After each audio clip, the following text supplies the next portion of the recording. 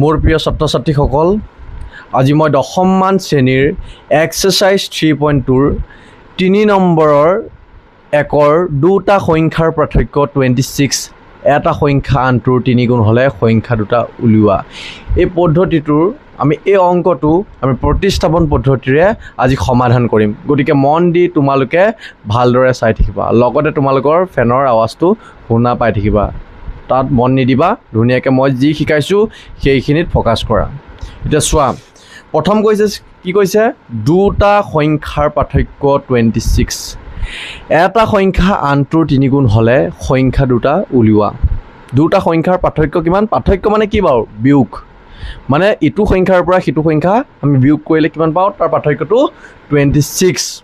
এটা সংখ্যাৰ আনটোৰ 3 গুণ হ'লে সংখ্যা দুটা উলিওৱা বুলি কৈছে। এতিয়া প্ৰথম ষ্টেপত আমি কি কৰিম? ধৰা হ'ল। যিহেতু আমাৰ সংখ্যাকেইটা উলিয়াব দিছে, আমি লিখিম ধৰা হ'ল। আৰু এই সংখ্যাকেইটা আমাৰ এই অংকটো আমি প্ৰতিস্থাপন পদ্ধতিৰে সমাধান কৰিম। ধৰা হ'ল চোৱা, ধৰা হ'ল এটা সংখ্যা, ধৰি ল'বা x। তাৰপিছত লিখিবা আনটো সংখ্যা y। তাৰপিছত হ'ব আনটো সংখ্যা y। তাৰপিছত আহিব আনটো সংখ্যা y। ইয়াৰ পিছত নেক্সট ষ্টেপত আমি প্ৰশ্নমতে, আমাৰ প্ৰশ্নটোৱে কি কৈছে আমি চাব লাগিব। প্ৰশ্নমতে ইয়াৰ পিছত আমি চাম প্ৰশ্নমতে। প্ৰশ্নটোৱে কি কৈছে? দুটা সংখ্যাৰ পাৰ্থক্য, এটা আছিল x, পাৰ্থক্য মানে কি? বিয়োগ কৰিম। কোনটো? আনটোৰ পৰা y। ইয়াৰ মাজৰ এই দুটা সংখ্যাৰ পাৰ্থক্য কিমান বুলি কৈছে? 26। ইয়াক আমি নাম দিম সমীকৰণ 1। আকৌ দুটা আমি সমীকৰণ বনাব লাগিব, কাৰণ আমি প্ৰতিস্থাপন পদ্ধতিৰে কৰিম। গতিকে আমাৰ দুটা কি লাগে? সমীকৰণ লাগে। এতিয়া প্ৰশ্নটোত চাবা, এটা সমীকৰণ বনালোঁ, দুটা সংখ্যাৰ পাৰ্থক্য x - y = 26, এইটো হৈ গ'ল। আৰু ছেকেণ্ড চেণ্টেন্সটো কি কৈছে চোৱা, এটা সংখ্যা আনটোৰ 3 গুণ হ'লে সংখ্যা দুটা উলিওৱা। এটা সংখ্যা আনটোৰ 3 গুণ। এটা সংখ্যা কিমান আছিলে? x, আনটো কিমান আছিলে? y। ইয়াৰ 3 গুণ বুলি কৈছে, গতিকে 3y। এইটো আমি দি দিলোঁ সমীকৰণ 2। চোৱা, তোমালোকক কি বুলি কৈছে? এটা সংখ্যাৰ আনটোৰ 3 গুণ। ধৰি লোৱা এটা সংখ্যা x, এইটো আমি ধৰি লৈছিলোঁ। ইয়াৰ আনটো সংখ্যা কিমান আছিলে? y। ইয়াৰ 3 গুণ। 3 গুণ অৰ্থাৎ মানে পূৰণ। গুণ মানে কি? পূৰণ নহয় জানো? গতিকে আনটোৰ 3 গুণ। আনটো কিমান আছিলে? y, হয়নে? আনটোৰ 3 গুণ। এটা সংখ্যা আনটোৰ 3 গুণ, আনটো y, ইয়াৰ 3 গুণ। ঠিক আছে, দুটা সমীকৰণ হৈ গ'ল। এতিয়া আমি প্ৰতিস্থাপন পদ্ধতিৰে আমি কৰিম। চোৱা, নেক্সট ষ্টেপত কি কৰিম? এতিয়া xৰ মান সমীকৰণ 1ত বহাম। xৰ মান 1ত বহুৱাই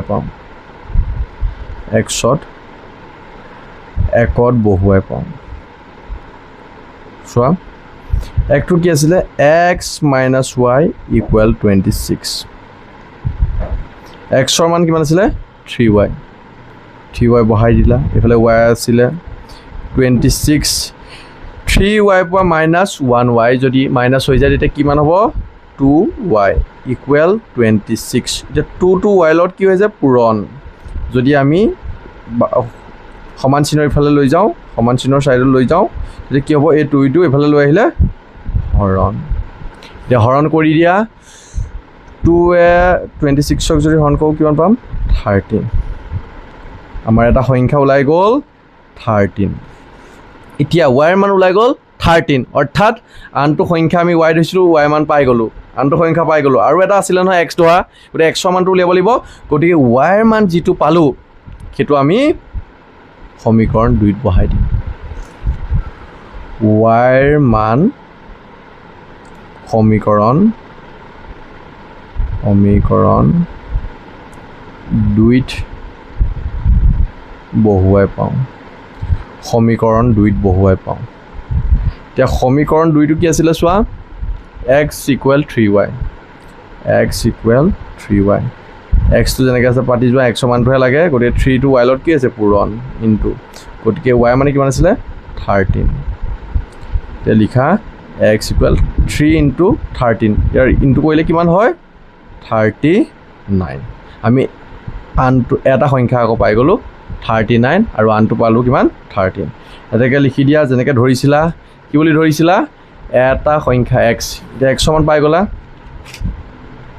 এটা সংখ্যা কিমান পালোঁ x ধৰিছিলোঁ নহয় 39 আৰু আনটো পালোঁ আনটো সংখ্যা হ'ল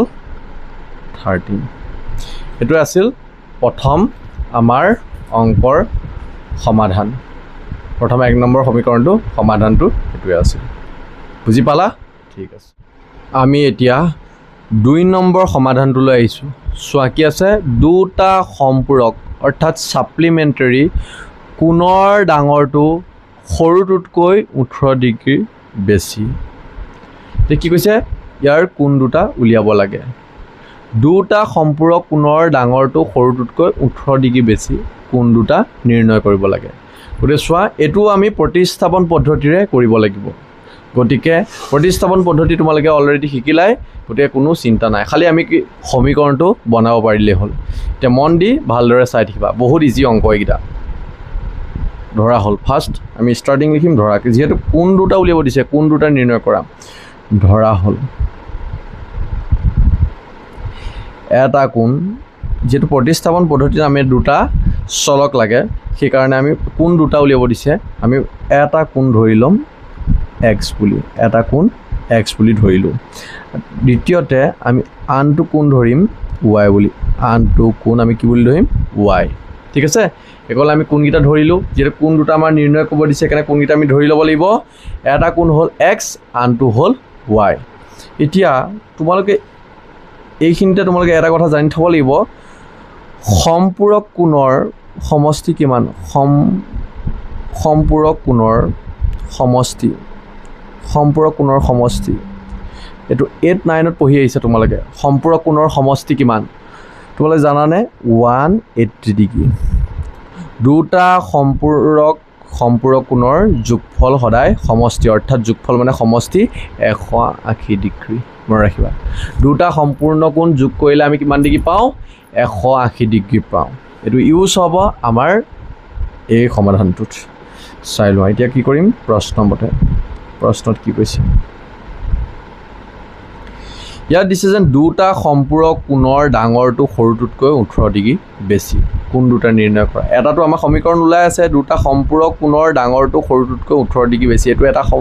আমাৰ সমীকৰণ হৈ যাব আৰু আন এটা লাগে কাৰণ প্ৰতিস্থাপন পদ্ধতিত আমাৰ দুটা সমীকৰণ লাগে সেয়েহে এটা সমীকৰণ আমি ইয়াৰ পৰাই বনাব পাওঁ সম্পূৰক কোণৰ সমষ্টি কিমান 180 ডিগ্ৰী অৰ্থাৎ এটা কোণ দিয়া আছে x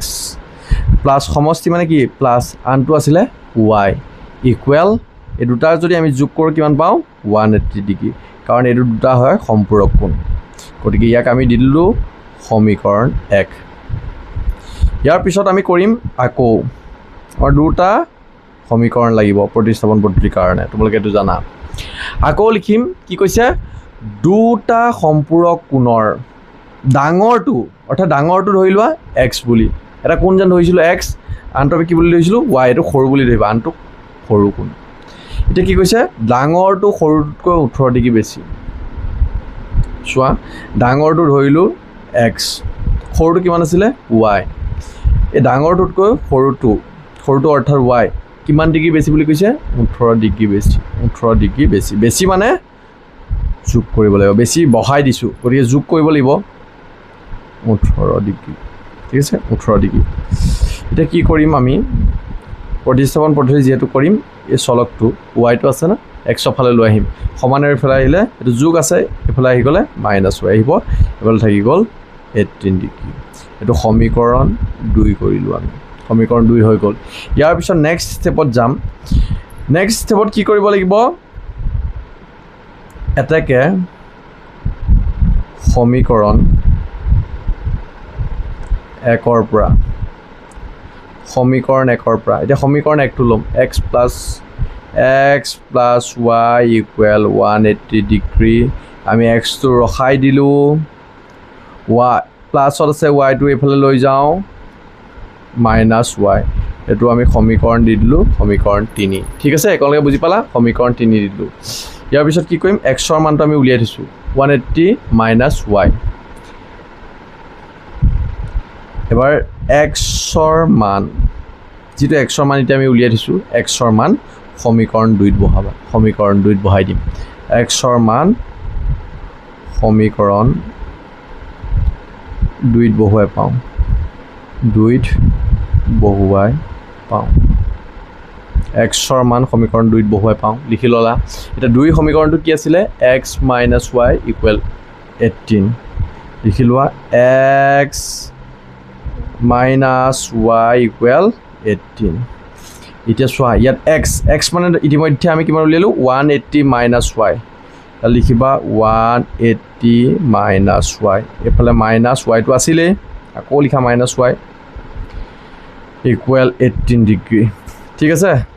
এতিয়া চোৱা সংখ্যাৰ ফালে সংখ্যাটো লৈ যাব এফালে 180 আছে এফালে আছে 18 এতিয়া মাইনাছে কি হ'ব মাইনাছে আমাৰ প্লাছ হয় 1y লগত 1y যদি আমি প্লাছ কৰি দিওঁ কিমান হ'ব 2y এফালে আছিলে 18 ডিগ্ৰী এইটো আছিলে প্লাছত আমি ইফালে লৈ গ'লে -180 ডিগ্ৰী তো -2y টো হ'বই এতিয়া 180 ৰ পৰা 18 মাইনাছ কৰি দিয়াচোন আমি কিমান পাম -162 ডিগ্ৰী এতিয়া চোৱা এফালেও মাইনাছ আছে আমাৰ সমান চিহ্নৰ ইফালেও মাইনাছ আছে গতিকে মাইনাছে কটা গুচি গ'ল মাইনাছডাল উঠি গ'ল এতিয়া কি থাকিলে 2y মানে 2টো y লগত পূৰণ হৈ আছে আমি ইফালে লৈ যাওঁ ইফালে লৈ গ'লে কি হ'ব আমাৰ পূৰণ হৈ আছে ইফালে লৈ গ'লে হৰণ এতিয়া 2য়ে 162 হৰণ কৰি দিয়া 2য়ে 162 হৰণ কৰি দিয়া কিমান পাবা 2য়ে প্ৰথম 60 কাটা 8 ফালা 2 8 গুণ 16 2 গুণে 2 গতিকে হৈ গ'ল আমি পালোঁ এটা পাই গ'লোঁ সৰুটো কিমান পালোঁ 81 এতিয়া y ৰ মান বহাব লাগিব এতিয়া চোৱা y ৰ মান আমি ক'ত বহাম সমীকৰণ 3ত বহাবা y ৰ মান সমীকৰণ 3ত বহুৱাই পাওঁ y ৰ মান সমীকৰণ 3ত বহাই দিবা আজি চোৱা কি আছিলে 3টোত x = 180 - y x = 180 - y এফালে 180 আছিলে y মানে এতিয়া ইতিমধ্যে পালোঁ 81 y জেগাত 81 টো বহাই দিবা চোৱা x = 180 এফালে আছিলে 180 আৰু -81 যদি মাইনাছ কৰি দিয়ে কিমান হ'ব 3 ৰ পৰা 1 গ'লে 9 ইয়াত থাকিব 17 17 পৰা 8 গ'লে আমাৰ 99 এনচাৰ হ'ব 99 এটা পালোঁ আমাৰ 99 আনটো পালোঁ 81 ডিগ্ৰী এতিয়া আমি লিখি দিম এটাকে ডাঙৰ কোনটো প্ৰথম আমি কি লৈছিলোঁ ডাঙৰ কোনটো x বুলি লৈছিলোঁ না x ৰ জেগাত আমি কিমান পালোঁ এতিয়া চোৱাচোন x ৰ জেগাত আমি কিমান পালোঁ 99 ডাঙৰ কোনটো আমি পালোঁ 99 তাৰপিছত লিখিম সৰু কোনটো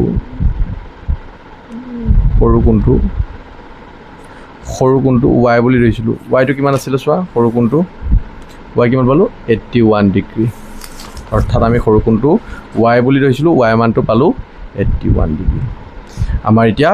2 নম্বৰ সমীকৰণো সমাধান হৈ গ'ল গতিকে বুজি পালা প্ৰিয় ছাত্ৰ ছাত্ৰীসকল একো চিন্তিত হ'বলগীয়া কথাই নাই ইয়াত ছাত্ৰ ছাত্ৰীসকল এতিয়া আমি কৰিম 3 নম্বৰ সমীকৰণৰ সমাধান এতিয়া চোৱা 3 নম্বৰ কুৱেশ্যনটো ভালদৰে চাই ল'বা এটা ক্ৰিকেট দলৰ প্ৰশিক্ষকজনে 7খন বেট আৰু 6টা বল কিনে 3800 টকাত পিছত তেওঁ 3খন বেট আৰু 5টা বল কিনে 1750 টকাত প্ৰতিখন বেট আৰু প্ৰতিটো বলৰ দাম উলিওৱা ইয়াৰ পৰা একেবাৰে সহজ সমীকৰণ বনাবলৈ প্ৰথম আমাক কি উলিয়াব দিছে প্ৰতিখন বেট আৰু প্ৰতিটো বলৰ দাম উলিওৱা গতিকে আমি বেটখনক ধৰি ল'ম x বুলি আৰু বলটোক ধৰিম y বুলি চোৱা কেনেকৈ কৰিম এতিয়া চোৱা প্ৰথম কি কৰিম ধৰা হ'ল যিহেতু আমাৰ বেট আৰু বলৰ দাম উলিয়াব দিছে প্ৰতিটো বেট আৰু প্ৰতিখন প্ৰতিখন বেট আৰু বলৰ দাম উলিয়াব দিছে গতিকে আমি প্ৰথম ধৰা হ'ল কি কৰিছে প্ৰতিখন বেট আৰু প্ৰতিটো বলৰ দাম উলিওৱা এতিয়া প্ৰতিখন বেটৰ দাম আমি ল'ম প্ৰতিখন বেটৰ দাম আমি x টকাকৈ ধৰিম এখন বেটৰ দামটো উলিয়াম যেটো উলিয়াব দিছে তাৰপিছত প্ৰতিটো বলৰ দাম এটা বলৰ দাম উলিয়াব লাগিব প্ৰতিটো বলৰ দাম আমি কমা দিলে হ'ল y বুলি লিখিম প্ৰতিটো বলৰ দাম আমি লিখিম y টকা ঠিক আছে আমি লৈ ললো y টকা হৈ গ'ল আমাৰ একলৈকে হৈ গ'ল এতিয়া কি কৈছে এতিয়া প্ৰশ্নমতে যাম আমি প্ৰশ্নটোৱে কি কৈছে এইটো চাম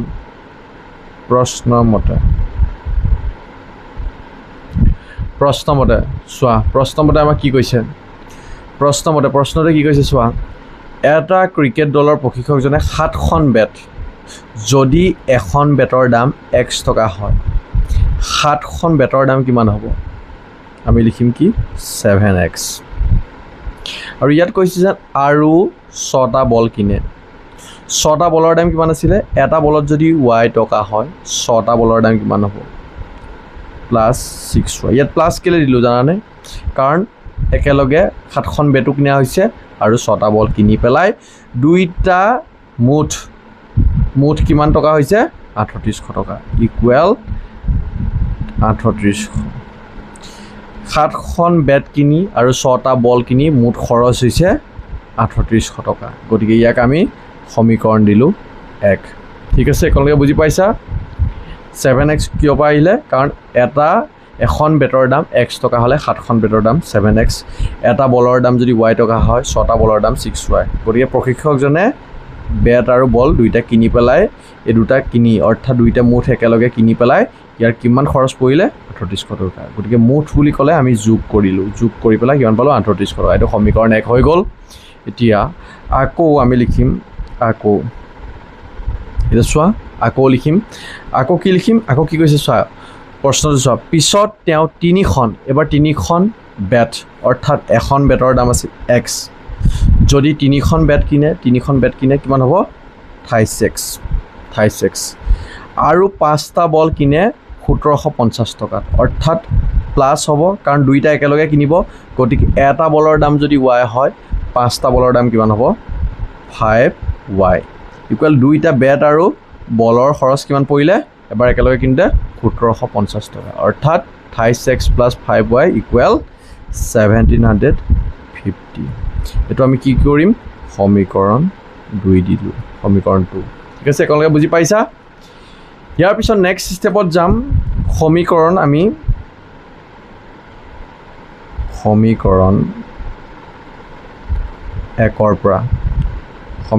1ৰ পৰা অৰ্থাৎ সমীকৰণ আমি 1টো ল'ম এতিয়া 7x + 6y ইকুৱেল 3800 হৈ গ'ল এতিয়া প্ৰথম আমি 7x টো লৈ যাম এতিয়া ইয়াত প্লাছ হৈ আছে আমাৰ ইটো সাইডে লৈ গলে কি হ'ব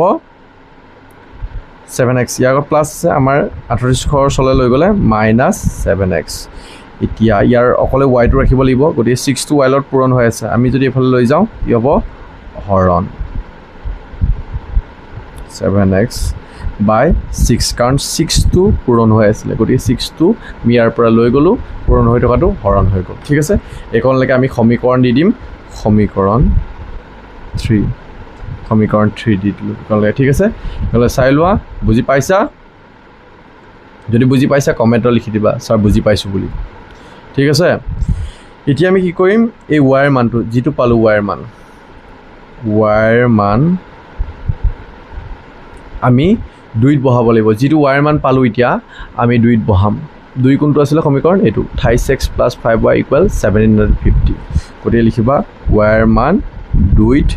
বহুৱাই পাওঁ y ৰ মান 2ত বহুৱাই পাওঁ চোৱা এতিয়া কি আছিলে 2টো 28x + 5y = 1750 হল একলে চাই লো এতিয়া 3 লগত x টো কি হৈছিলে ইনটু গতিকে ব্ৰেকেট দিলেও হ'ব ব্ৰেকেট দি আমি এক্সৰ মান কিমান পাইছিলোঁ চোৱাচোন এক্সৰ মান আমি পাইছিলোঁ কি অৰ্থাৎ সৰি থাইছ এক্সটো বহিব থাইছ এক্স প্লাছ আমি ৱাইৰ ভেলুটোহে উলিয়াই থোৱা আছিলে গতিকে ৱাইৰ মান বহাব লাগিব থাইছ এক্স এইটো চোৱা 5y ৱাই জেগাতহে বহাম আমি ৱাইৰ মানে কিমান আছিলে 3800 মাইনাছ 7x/6 গতিকে আমি লিখিম 5 ব্ৰেকেট দিলোঁ ব্ৰেকেট মানে ইনটু 3800 মাইনাছ কি আছিলে 7x/6 কাৰণ চোৱা 5ৰ লগত ৱাইটো পূৰণ হৈ আছে গতিকে ৱাইৰ মানে এইটো মান গতিকে ৱাই জেগাত আমি য'ত ৱাই আছিলে এইটো বহাই দিলোঁ চোৱা ইয়াত ৱাই আছিলে না 5ৰ লগত ৱাই ইনটু ৱাই জেগাত আমি এই গুটিটো বহাই দিলোঁ হৈ গ'ল হোৱাৰ পিছত আমাৰ কি আছিলে ইকুৱেল 750 ইকুৱেল 1750 এইটো চোৱা থাইছ এক্স প্লাছ চোৱা কি কৰিম 5টো চোৱা 5ৰ লগত এতিয়া ইনটু কৰা 5ৰ লগত আমাৰ এইকেইটা ইনটু কৰা 3800 5ৰ লগত 0 5ৰ লগত ইনটু কৰিলে 0 5 × 8 40 5 × 15 ইকুৱেল 19 হ'ব 19,000 মাইনাছ এতিয়া 5ৰ লগত 7 ইনটু কৰা 5 × 7 35x এইফালে থাকিব 6 ইকুৱেল 1750 এতিয়া ইয়াৰ পৰা এলচিএম ল'বা এইকেইটা যিহেতু আমাৰ ভগ্নাংশত আছে ইয়াত আছে 1 আৰু 6ৰ এলচিএম কিমান হয় 6 ঠিক আছে এলচিএমটো জানা 1ৰ লগত 6 এলচিএম ল'লে 6 এতিয়া 6ৰ যিটো এলচিএম পালা 6 এই 6ৰ লগত আমাৰ তলৰ সংখ্যাটো কি কৰিব লাগিব ডিভাইড 1 এ 6ক ডিভাইড কৰিলে আমি কিমান পাম 6 পাম তাৰপিছত যিটো পালোঁ আমি ডিভাইড কৰি সেইটোৰ লগত আমি এই ওপৰৰ সংখ্যাটো অৰ্থাৎ 3xটো পূৰণ কৰি দিম 6ৰ লগত 3x পূৰণ কৰিলে 6 × 3 কিমান হয় 18x প্লাছ এতিয়া 6 এ 6ক ডিভাইড কৰি দিলোঁ কিমান পালোঁ 1 6 এ 6ক ডিভাইড কৰিলোঁ 1 লগত 19,000 ইনটু কৰি দিয়া 19,000 পাম মাইনাছ আছিল মাইনাছডাল দিয়া আকৌ 6 এ 6ক ডিভাইড কৰা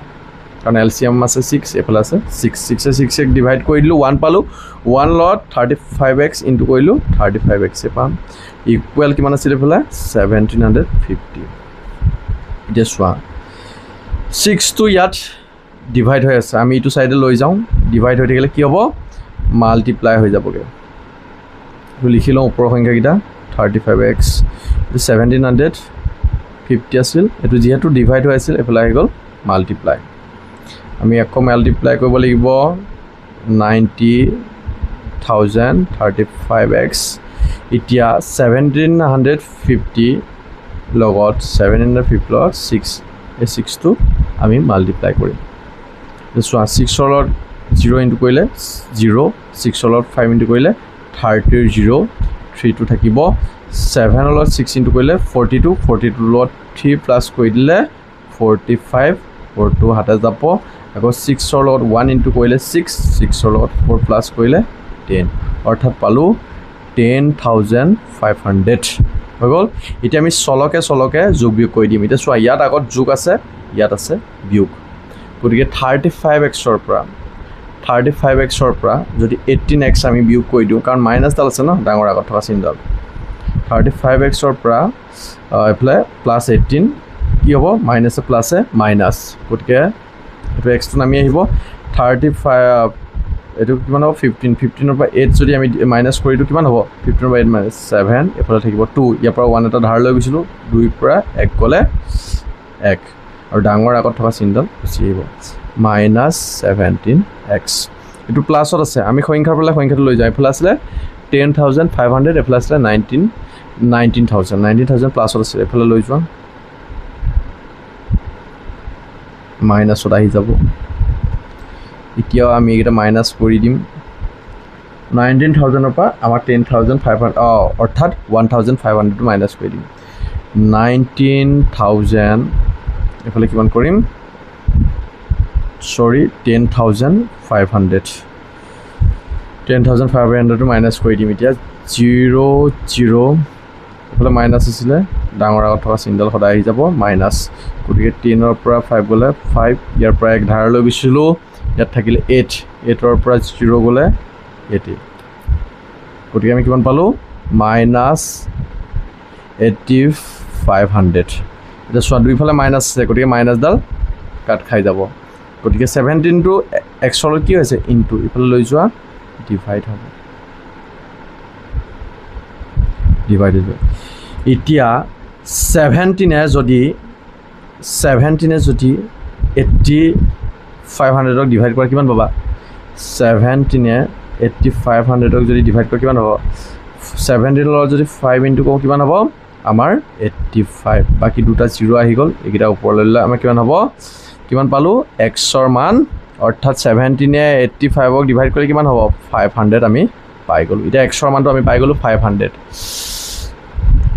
এতিয়া পাতি দিম এতেকে xৰ মান 3ত বহুৱাই পাওঁ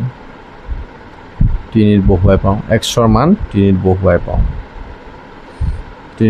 এতিয়া 3টো আমাৰ সমীকৰণ কি আছিলে চোৱাচোন এইটো চোৱা 3 সমীকৰণ y =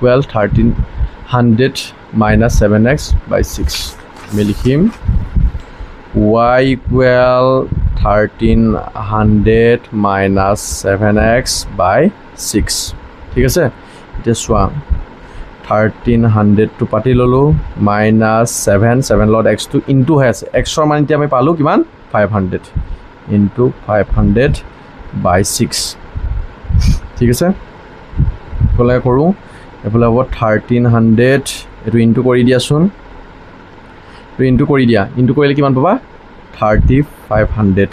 তলত থাকিলে 6 এতিয়া 1300 পৰা 3500 মাইনাছ কৰি দিয়া 3800 পৰা 3500 মাইনাছ কৰি দিয়া এইটো 0 নামিলে 8ৰ পৰা 5 গ'লে 3 অৰ্থাৎ কিমান পালোঁ এইকেইটা মাইনাছ কৰি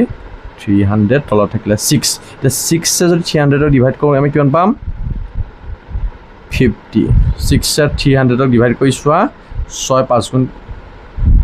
5 গুণ 30 এই 0টো আহি গ'ল গতিকে 6 300 ডিভাইড কৰিলে আমি পাওঁ 50 গতিকে yৰ মানো আমাৰ ওলাই গ'ল 50 আমাৰ xৰ মান ওলালে 500 yৰ মান আমাৰ পাই গ'লোঁ এই গোটেই yৰ মানটো আমি কিমান পাই গ'লোঁ yৰ মানটো পাই গ'লোঁ আমাৰ 50 গতিকে আমাৰ প্ৰশ্ন কি সুধিছিলে যেন প্ৰতিখন বেটৰ আৰু প্ৰতিটো বলৰ দাম আমি ধৰিছিলোঁ প্ৰতিখন বেটৰ দাম xটো ওলাই গ'ল আৰু প্ৰতিটো বলৰ দাম ধৰিছিলোঁ y ওলাই গ'ল এতিয়া আমি লিখি দিম এতেকে প্ৰতিখন বেটৰ দাম কিমান x বুলি ধৰিছিলোঁ x সমান কিমান পালোঁ 500 টকা এতিয়া লিখিম প্ৰতিটো বলৰ দাম প্ৰতিটো বলৰ দাম আমি কি ধৰিছিলোঁ চোৱা প্ৰতিটো বলৰ দাম y মানটো ইতিমধ্যে ওলাই গ'ল চোৱা y মান মানে কিমান 50 গতিকে আমি লিখিম 50 টকা ঠিক আছে এইকণলৈ তোমালোকে এতিয়া বুজি পাই গ'লা ঠিক আছে এইটোৱে আছিল 3 নম্বৰ সমীকৰণৰ সমাধান আজিলৈ ইমানে যদি ভিডিঅ'টো ভাল পালা